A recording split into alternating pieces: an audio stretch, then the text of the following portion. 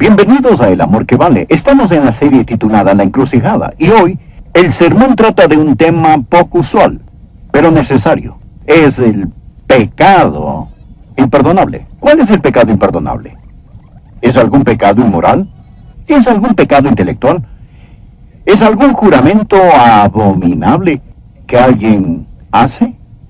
Puede estarse preguntando, ¿he cometido el pecado imperdonable, pastor? Bien, creo que solo el hecho de que usted esté preocupado de haberlo cometido, el pecado imperdonable, muestra que no. Mas existe un pecado que cometido nunca será perdonado. Usted necesita escuchar este mensaje. Acompáñenos en este mensaje. El pecado imperdonable. Qué gozo pensar en la asombrosa, increíble, indescriptible gracia y amor de Dios que Él vierte sobre nosotros. Pero la triste verdad es que muchos que me escuchan no entrarán en la gracia de Dios, a menos que abandonen su pecado y reciban a Jesucristo como su Señor y Salvador personal. Y muchos están cerca de la fecha límite. Y si cruzan esa fecha, habrán cometido el pecado imperdonable. Y estarán tan en camino, tan destinados a ir al infierno en esta vida, antes de que mueran, sin ninguna oportunidad de redención. Tan en camino al infierno, como si las puertas de acero del infierno ya se hubieran cerrado detrás de ellos. Ellos habrán cruzado la fecha límite, habrán cometido el pecado imperdonable. Existe un momento, no sé cuándo, existe un lugar, no sé dónde, que marca el destino de los hombres, al cielo o a la desesperación. Existe una línea que no vemos, que cruza todo el camino. Esta es el límite oculto entre la misericordia de Dios y la ira de Dios. Y si usted pasa la fecha límite, habrá cometido el pecado imperdonable. ¿Cuál es el pecado imperdonable? No es un pecado moral, ni una violación, ni un asesinato, ni abuso sexual de niños. A pesar de lo malévolas que son estas cosas, quien las ha cometido aún puede ser salvo. ¿Cree usted eso? Yo sí lo creo. Ellos pueden salvarse por la gracia del Dios omnipotente. Toda mancha, toda impureza, toda suciedad que haya pasado por alguna alma humana, la sangre de Jesucristo, el Hijo de Dios, la limpia de todo pecado. No es un pecado moral ni un pecado intelectual. Una persona puede ser atea, agnóstica, odiar a Dios, puede haber declarado que no hay Dios, pudo haber dicho que Jesús fue el hijo ilegítimo de María, nacido de algún soldado extranjero. Pero no. Ese pecado puede perdonarse. Muchos que han sido ateos, que han blasfemado, se han arrepentido de su pecado y han venido al Señor Jesucristo.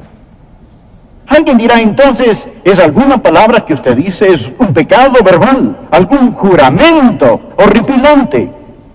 Donde una persona maldice a Dios en su propia cara. Bueno, no lo haga si tiene una pizca de inteligencia. Pero incluso eso puede perdonarse. Dios perdona la blasfemia. Si usted blasfema contra el Padre o blasfema contra el Hijo. De hecho, usted puede cometer el pecado imperdonable sin decir una palabra. La palabra blasfemar quiere decir hablar perjudicialmente en contra. Pero podemos hablarle a Dios en oración sin palabras. Y podemos blasfemar a Dios sin decir palabras, porque de la abundancia del corazón habla la boca. Uno puede vivir de tal forma que si sus palabras fueran traducidas, que si su vida se tradujera en palabras, sería blasfemia. ¿Cuál es la blasfemia contra el Espíritu Santo? Es el pecado imperdonable. Y vamos a ver en un momento que es atribuir al diablo la obra del Espíritu de Dios omnipotente. Ahora, este pecado, la blasfemia contra el Espíritu Santo, el pecado que nunca puede perdonarse, es un pecado que uno puede cometer y cometerá a sabiendas, intencionalmente, con sus ojos bien abiertos, y luego quedarán para siempre cerrados. Miremos el trasfondo de la advertencia que Jesucristo ha dado. Mateo capítulo 12. Al estudiar este pasaje de la Escritura, creo que lo entenderemos mucho mejor. Por favor, Mateo capítulo 12, desde el versículo 22. Entonces fue traído a él un endemoniado. A Jesús le trajeron un endemoniado, ciego y mudo, y le sanó. De tal manera que el ciego y mudo veía y hablaba. Y toda la gente estaba atónita y decía, ¿será este aquel hijo de David?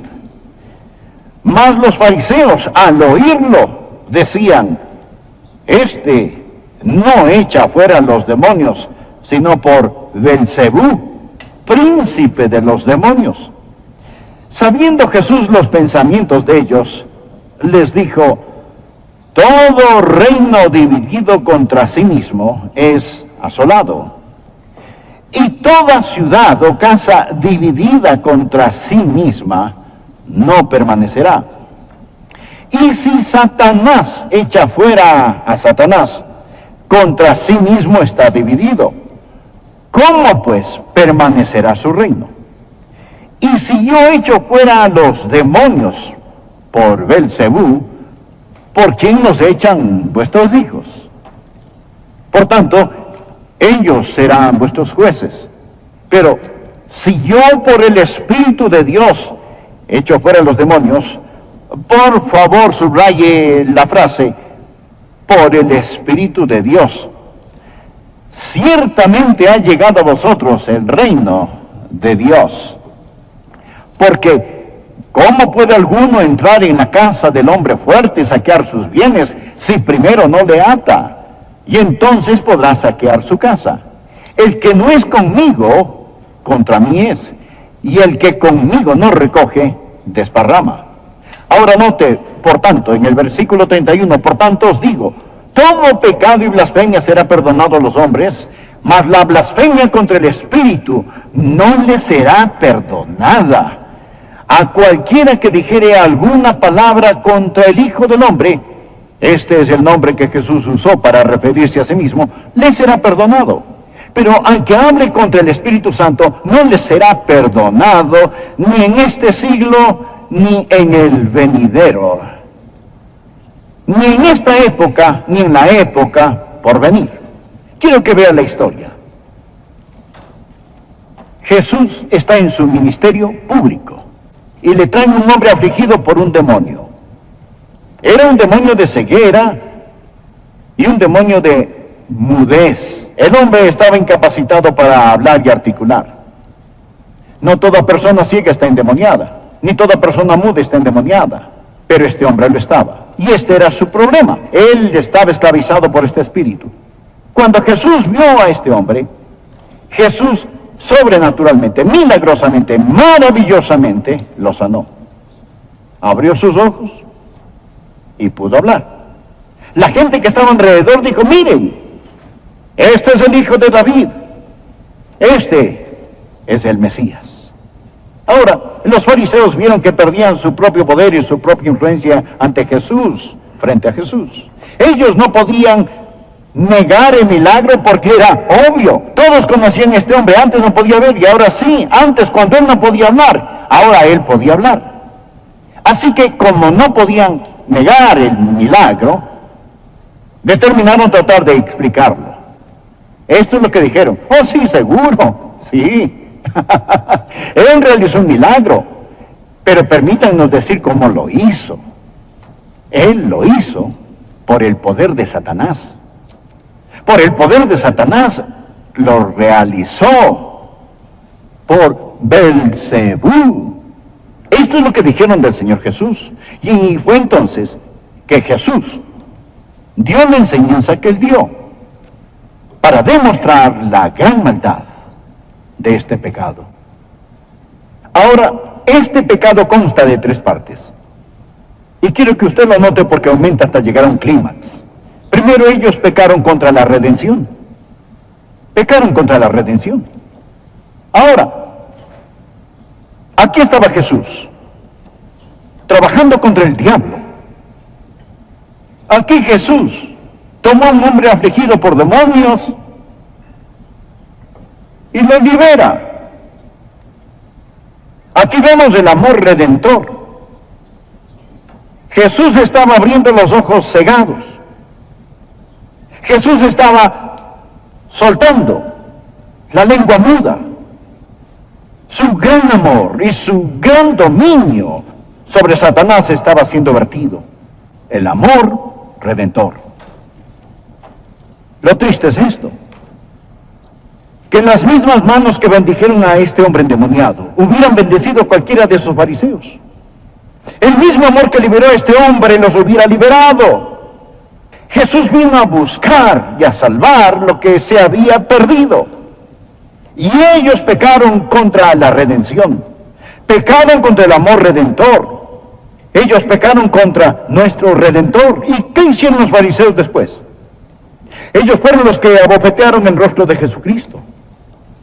Ellos fueron los que, junto con otros, le arrancaron la barba. Ellos fueron los que ayudaron a crucificar a Jesús y demandaron su sangre. Ellos pecaron contra la redención. Ahora, amigo, si usted no entrega su corazón a Jesucristo, permítame decirle que está pecando contra la redención. Usted está pecando contra el que lo ama y quiere salvarlo. Usted está pisoteando bajo sus pies la preciosa sangre de Jesucristo y usted está crucificándolo de nuevo. Pero no solo pecaron contra la redención. Segundo, quiero que note que ellos pecaron contra la razón. Ellos sabían lo que hacían. Por favor, mire el versículo 24. Mas los fariseos al oírlo decían: este no echa fuera los demonios sino por Belcebú, príncipe de los demonios. Sabiendo Jesús los pensamientos de ellos, les dijo: todo reino dividido contra sí mismo es asolado, y toda ciudad o casa dividida contra sí misma no permanecerá. Y si Satanás echa fuera a Satanás, contra sí mismo está dividido. ¿Cómo pues permanecerá su reino? ¿Qué es lo que Jesús responde? Él dice: lo que ustedes hablan no tiene sentido. Dicen que yo por Satanás expulso a Satanás. Jesús añadió: el sentido común dicta que esto no es verdad. Una casa dividida contra sí misma no permanecerá. ¿Cómo echa Satanás fuera a Satanás? Jesús enseña: yo no estoy en colusión con el diablo, estoy en colisión con él. Nadie trabaja para el diablo echando fuera demonios, ni abriendo ojos ciegos, ni soltando lenguas mudas, ni dando gozo y paz.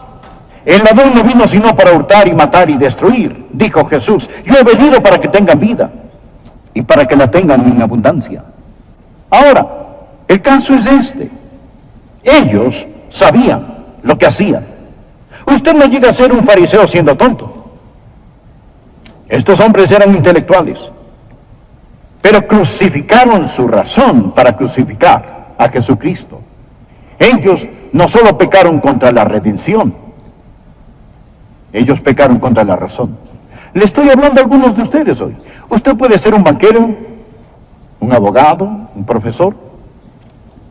Usted puede ser un hombre de negocios o mujer. Más sin embargo, usted va a crucificar su razón y decir no a Jesucristo. He sido pastor por mucho tiempo, como para no entender esto, que hay muchos que pisotean la razón hasta matarla para salirse con la suya. Piense, ¿qué es lo que Dios está pidiéndole que deje? ¿No es aquello que le hace daño o hiere? ¿Y le roba la satisfacción que Él quiere que usted tenga? El problema de estas personas es que ellas no solo pecaron contra la redención, un Señor que quiso amarlos, sino que también pecaron contra la razón. Isaías 1, versículo 18 dice, venid luego, dice Jehová, estemos a cuenta. Si vuestros pecados fueren como la grana, como la nieve, serán emblanquecidos. Si fueren rojos como el carmesí, vendrán a ser como blanca lana. Pero pecar contra la redención y pecar contra la razón no es el pecado imperdonable. Solo prepara el camino para este. Ahora permítame enfocar un poco más. No solo pecaron contra la redención, y no solo pecaron contra la razón, sino que, amigo, ellos pecaron contra la revelación. Pecaron contra la revelación. Ahí está el problema. Por favor, mire el versículo 28 y vea lo que el Señor Jesús dijo. Pero si yo por el Espíritu de Dios echo fuera los demonios, subráyelo, ciertamente ha llegado a vosotros el reino de Dios. Ahí estaba el Rey, de pie en medio de ellos, Jesucristo, y ahí estaba el Santo Espíritu de Dios, trabajando a través de Él, y testificando por estas mismas señales que Él era el Hijo de Dios. El Espíritu de Dios estaba en acción en ese episodio, y su verdadera lucha fue con el Espíritu Santo. Jesús hizo lo que hizo. Por hombre ciego, abre los ojos del Espíritu para que las personas puedan ver, para que puedan entender. Y esto es lo que ellos estaban haciendo. Estaban pecando contra la luz. Ellos no pecaban contra la ignorancia. Estaban pecando contra la luz. Cuando Jesús estaba en la cruz, Él pudo pedir por los que lo crucificaban, Padre, perdónalos, porque no saben lo que hacen. Pero estos hombres sabían lo que estaban haciendo. Verá, el ministerio del Padre es gobernar el universo. El ministerio del Hijo, junto con el Padre, es salvar. Pero el ministerio del Espíritu Santo es abrir nuestros ojos para dar la luz, ayudarnos a entender. Esta es la razón por la que antes de predicar esta mañana de rodillas supliqué, oh Espíritu Santo de Dios, ábrele los ojos, ayuda a las personas a entender, ayúdalas para que te conozcan hoy, porque es el Espíritu Santo el que abre el entendimiento. Y cuando los hombres y mujeres comparezcan ante Dios para ser juzgados, no van a ser juzgados principalmente por el pecado que cometieron, escuche, sino por la luz que rechazaron. Es muy importante que lo entienda. ¿Cuál es el juicio que viene al mundo? Juan 3, versículo 19, y esta es la condenación, que la luz vino al mundo, y los hombres amaron más las tinieblas que la luz, porque sus obras eran malas. ¿Cuál es el pecado imperdonable? Es el pecado contra la luz. Es atribuir a Satanás la obra del Espíritu Santo cuando se sabe lo que se hace. ¿Cuáles son las consecuencias de este pecado? ¿Por qué Jesús dijo que este pecado es este? Una persona que comete este pecado se presta al engaño. Uno de los versículos más aterradores en toda la Biblia es 2 Tesalonicenses, capítulo 2, empezando en el versículo 11. Por esto Dios les envió un poder engañoso. Ahora, espere un minuto, Adrián, usted no lo leyó bien. Dios no envía engaño a las personas, el diablo hace eso. No, estoy leyendo bien. Por esto Dios les envió un poder engañoso. Bueno, ¿y por qué Dios haría eso? Para que crean una mentira. Esto se está poniendo feo. Dios envía un engaño para que la gente crea una mentira, eso es lo que dice. ¿Por qué Dios envía engaño para que crean una mentira? Bueno, continuemos leyendo. A fin de que sean condenados. Va de mal en peor, ¿verdad?